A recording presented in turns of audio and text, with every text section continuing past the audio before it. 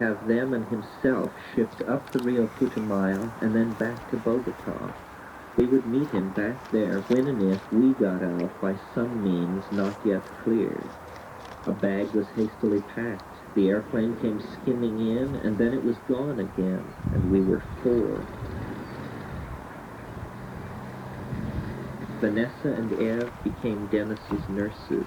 He was moved to the river house, and I preferred to continue to live at the jungle house to avoid crowding. Dave was gone. The debate continued as to whether the direction of Dennis' raving was toward improvement, or whether it was only progressive drifting in the world in which he had become lost. Dennis' move to the river was a turning point, and from then hence, the effects of the phenomenon unleashed were less in our minds and more in the world. Through it all, we were still after the lens-shaped object. What the teacher told me in the first few days after the experiment was, "You almost got it. You didn't quite get it." Or rather, it used the metaphor of condensation. It is condensing. It was like a perfect alchemical metaphor. The stone is everywhere. It is here.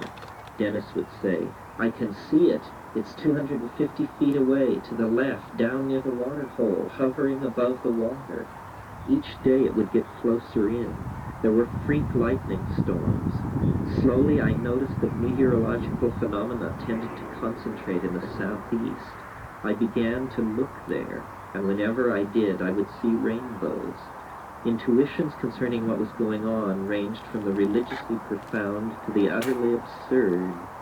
On the afternoon of the 12th of March, Dennis underwent a few hours when he was able to respond, however cryptically, to the questions we put to him concerning how things appeared to him.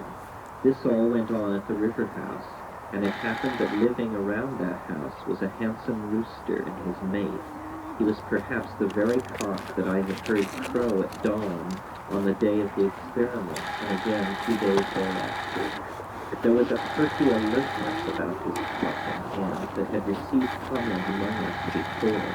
This particular afternoon, Dennis called our attention to the little hen, saying that if one thought of her as art, then the achievement she represented was immense. Who could make such a hen? Only the one who could have fashioned the peculiar world that we had fallen into, and that one is James Joyce. Over the next few minutes, he proceeded to make his case.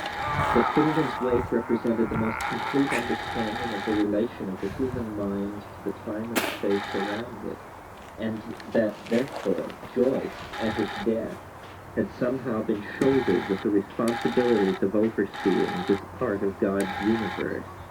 In this, Dennis was only following Wyndham Lewis, who made Joyce's ascent to eminence in the afterworld the subject of his novel, The Human Age. Jim and Nora, as Dennis called the newly revealed deity and his consort, were in and through everything at La Churere, particularly in the things that Joyce had loved. The little hen as the symbol of Anna Livia Purabelle of the Wake was one of these things. It was Joycean humor that radiated outward from the path that he had followed. These ideas were absurd but delightful, and they led me eventually to reread Joyce and to accept him as one of the true pioneers in the mapping of hyperspace. They did not, however, shed much light on our predicament. From that view of life as literature, Dennis moved on.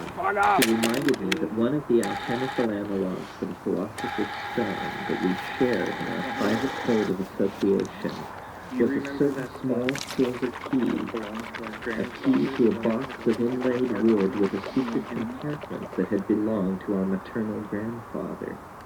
I said